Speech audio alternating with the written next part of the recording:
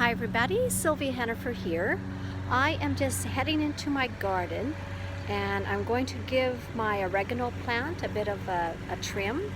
So let's just turn this camera around so you can see. Alright, so here's my oregano. It has gone to bloom and I want to continue to pick oregano because the leaves in this stage are vibrant and fragrant and not as bitter as once the oregano has gone to bloom. So I'm going to chop probably 5 inches off and I will come back and show you what I've done. So let's take a good look. This is my herb garden.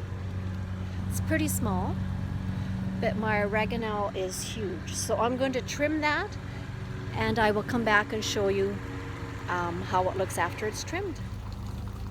Okay, so here's my oregano all trimmed up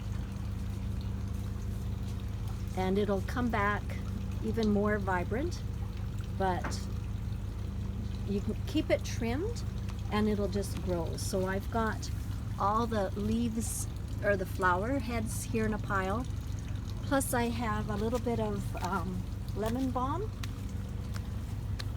that I've just trimmed down.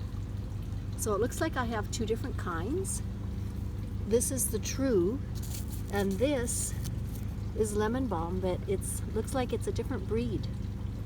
So this is my favorite for making tea and for ointment.